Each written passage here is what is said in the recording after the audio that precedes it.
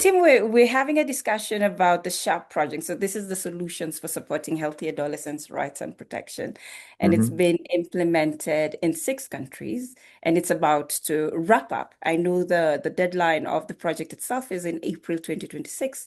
Let us know what was the idea behind SHARP while, when you sat down and you're writing this proposal and thinking about the SHARP project, what was the idea? Just give us like a bit of background on how it started. Sure. We'd come out of a partnership, the Health Systems Advocacy Partnership, which was funded by the Dutch government, which was on sexual and reproductive health and rights in a more limited number of countries.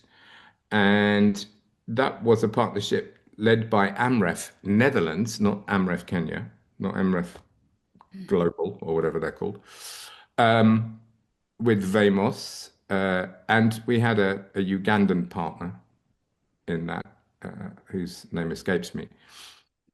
So we already had proof of concept, I suppose, of multi-stakeholder engagement. Our model of measurement, multi-stakeholder engagement, bringing people in. But we'd also been writing a proposal for the Dutch government in Burundi. And it was clear to us that we hadn't started in Burundi yet, but demand was also part of the equation. We'd always focused on supply. We'd always focused on the supply of family planning. Um, and our multi-stakeholder engagement modeling and our measurement at that point, which was it was quantitative, was all about supply, because that's what we're known for. But there's just so much to be done on demand and on socio-cultural barriers that we wanted to expand and extend the multi-stakeholder engagement in this project. So that's kind of where it emerged. Okay. And I like the fact that you've said this was an already there was an idea behind it and this was like literally building up. Hmm. And I've realized for the Sharp project, you have a unique way of working. First of all, it's a consortium, but also the champions you're working with are literally not your usual culprits that you'd all house under one roof and implement, so to Yeah. speak, a sexual and reproductive health project. How did that come about? Well, we also realize that to be a lead organization doesn't mean that it is led by high. It has to be led by countries. And there's a lot of talk about decolonization, which we absolutely adhere to. So, how can we help with decolonization as Europeans? And the fact is, you can seek the funding, you can do that whole 9 yards of PME and all the finance, and I mean that's a real struggle, particularly with donors like the EU or UNITAID. Um, but let the countries lead. And somehow I've got to get that on paper because I've got to be able to persuade donors that you can lead without leading, that you can somehow and and I've always hated knowledge transfer, capacity building for you've already got capacity. You have the knowledge, you know what's going on. It should be dependent on what you think. So I don't like capacity building, but I'm sort of toying with nurturing, right? Mhm. Maybe we Yeah. can nurture, but that sounds very condescending. So it may not be nurture at the end of the day, because Yeah. for organizations like yours, you're up and running. But for organizations like we have in um, Zambia, or even our fledgling partner in Kenya, there is a nurturing. And there's 3 organizations which we have known for a while who are now they're elevated within the context of what they do and are seeking funding and getting funding from the UN even. So it's only because they've been part of this multi-stakeholder group, they've learned from organizations like yours as being part of a consortium, and we've been able to help with nurturing or something. And I like the fact that you said they can do it. on their own. They can Yeah, implement. yeah. It's a homegrown solution. They know the problems, they know how the system works. And what I also appreciate with this particular project is the fact that it's being implemented in 6 different countries, right? Mm, And they're mm. facing same issues but different context. You might think it's black and blue, some are actually black and yellow, but Yeah. it's the same issue. We're talking about adolescent sexual reproductive health, something that is very catchy but very tabooish, come to speak within the African context. So, how did you manage to get faith leaders to be part of this? And I know it's not about capacitating and stuff, but this is a unique person to bring on board to talk about sexual reproductive health and say, we support adolescents having the right knowledge around their sexual Mm. reproductive health. How did that come about? Because you have media, and you do not only have the new and the old. I mean, you're working with mass media, you're working with social media, you're working with faith leaders, policy makers. These are people that rarely would you find all of them behind closed doors in one room talking about something at the same time. So, what was the idea behind picking this niche people to actually be part of the champion? Well, we just had the broad idea that they needed to be in the room. I think it's the partners that have managed to do that so successfully, get them in the room. I mean, when you think of broad context, there are adolescents who go to church on a Sunday. I'm using the Christian example here. Go to church on Sunday and they're hearing stuff from the pulpit. But the minister knows that that kid is vulnerable, that adolescent is vulnerable to early pregnancy, is vulnerable to GBV or anything. So the ministers themselves are torn in two directions by their liturgy and by their social context. And I think the same applies to politicians. Politicians know what they need to do in terms of, take Burundi, for example, um, um, overpopulation and very high birth rate. They know what they've got to do, but they also go to church on Sunday and they're, the electorate go to church on Sunday. So everybody's caught in a straitjacket of not knowing what to do. But when you get them in a room together, they talk to each other. They do. And then actually that internal I mean this is getting a bit psychological now, but that internal tension dissipates because you realize, oh blimey, you think that too, says an imam to a Hmm. minister. And the kids are saying I say kids, that's patronizing. Yeah. The adolescents are Yes. saying to the minister, yeah, but adolescents are having sex. So it's already happening. So you're not going Mhm. Yes. to somehow make this, it's not a promiscuous approach because it's already happening. So what about protecting us as part of your flock or whatever? And those tensions dissipate. It's an incredible mechanism, which of course you've known about forever. If you Mhm. talk things through, you come up with solutions. Exactly. I mean, ideally is to have all the people who are going to not only benefit, but people who also have the influence, Yeah. because most African countries are cultural. So then I've seen the SHAP project also work with the elders, not Yep. only in church, but in community, because they know they still have influence on a lot of things that happens in Yes. communities. But in terms of who Team Read is, my apologies, because when you started off, I was just super excited. Team, ideally, it from high, what is your position as we carry on with the conversation so that we can know how you play, what kind of role you play within the SHARP project? Oh, okay. So I'm the executive director at Health Action International. So we've got a cascade. So you have me, and then project officers and project assistants and research assistant, research manager, and so on. And that's our pyramid that you have to write in application. So where's the accountability? So I'm accountable.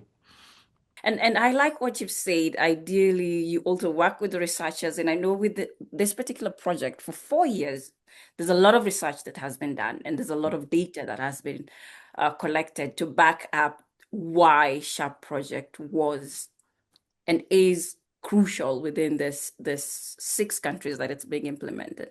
But I was wondering, Tim, if SHARP were a person, Hmm. how old would they be and what would they be famous for? If, okay, so because I know we're concluding in April 2016, but afterwards, if Shap was a person, how old would they be?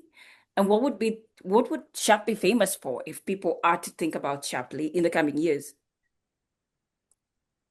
I think Sharp is about 18 to 20. Okay. I think Sharp is at the age where you find your voice or you Mm, found your voice. like that. You're talking truth to power. You're starting, well, more than starting, but you have demonstrated that you can influence faith leaders, that you can influence politicians, community leaders, that voice of the youth. Not only have you, I mean, you can shout to the top all you like, but somehow the leaders and the duty bearers, as we have to call them, um, are listening. So there's Mhm. a maturity there, right? Yeah. And as we move forward, the job is not done. I know HI has a lot of things, well, apart from sexual reproductive health, there's a lot of things that the organization does. But just to take you back with a statement you've said, well, it was just like an expression of not really our thing. And I know with Sharp Project, when you started off, there must have been a bold idea that was like doubted at the beginning when you're trying to start implementing it. You weren't so sure whether this would actually materialize or this is a great move to take with the project itself. Any thoughts whether there was that kind Yeah, of a I move? mean, our reputation is built on measurement of price availability, affordability, and supply chain, but not supply chain management, costs of the supply chain. So it's always about commodities. So here we go with commodities for sexual reproductive health and rights.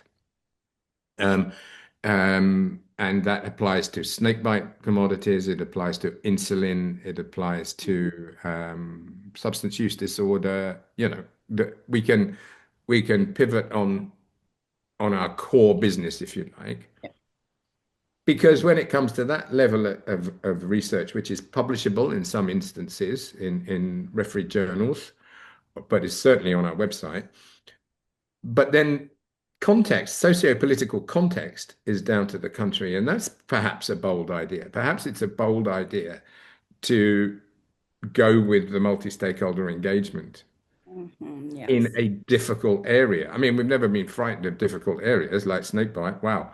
So that, and to relax into it and listen to what you're being told. That's not something you can easily write in a proposal, but I'm like I said earlier, to lead a consortium, it doesn't mean the consortium is led by us. True. And True. that will be our mantra probably in the next round because we still want to be part of it. Speaking about that term that you've just used, diversity, it's very diverse because you've taken Great Lakes countries, and we're talking about Tanzania, Kenya, we're talking about Rwanda, Burundi, DRC, Zambia. I mean, there must have been during the implementation over the 3 years an aha moment, one that you felt like, despite the fact that there was something we're doubting at the beginning, something did actually work. Did you have that aha moment of this is the right, we're doing the right thing, this is I can tell Shapley? you moments that well, one moment which almost made me weep, and I don't remember where it was, but it was one of the young champions. She was magnificent. She gave such a good speech. I remember my emotion more than I remember the speech. But she was just magnificent. And I thought she encapsulated everything we're trying to do in this much broader project comes down Mhm. to this moment when she's challenging the world to listen to her. And this is one of the adolescent champions for the Yeah, project, I'm yeah, an assuming. adolescent champion. I thought she was just superb. And the other moment, which is a bit more social, is is the reflection meetings when you have people from all of the All the countries countries. Yeah. in one place, the cross-country learning at every level, including being able to have a good time, was extraordinary. And now in this next, in look at to the future, there's countries in West Africa, in Francophone Africa, there's countries in North Africa where actually the donors are now wanting us to work. Hmm. And we need to see if this will work across Across the language, continent. across continent, north, south, east, west. We don't want to lead that. It's going to be down to you to Great. to what is it when you mix things together? When you dissolve? No, I don't know. To somehow integrate It's great. because the problems are the same. They True. might be, they might be, well, they're definitely different contexts, different religions, different supply chains, different attitudes of parents, different laws. Um, but nonetheless, the problem is the same because we're fundamentally dealing with a human with the human, right? A bit At the end of the day, yes. weird. Yeah. I really do appreciate the fact that you say we're doing this for it's for a human being. The beneficiary is an adolescent. Yeah. And it could be different contexts. We're not saying they are all the same. Different contexts, but what we've realized through the 3 years and so months is this issues cuts across Yeah. this countries that are within the African continent. And we're hoping this can actually be a showcase, sort of a project for other regions in the African continent to kind of learn from the good, the bad, the mistakes, the aha moments, Yeah. and also work together with the consortium that's already there and just doing a south to south sort of a learning and collaboration. So thank you Yeah. very much, team. It's been more than 10 minutes, but really Yeah. appreciate your insight. And we're going to do this with the other partners. We just Yes, need to know sure. how it started before we dive into actual implementing partners and know. Absolutely, because they'll tell you the stories in country. Yeah. Yeah, and we're hoping they'll also have a lot of aha moments like the way you have. We really appreciate it when we see the actual beneficiaries, the adolescents taking Yeah. charge. True, true. So thank Definitely. you very much. I All appreciate right, you. not at all, Lizzie.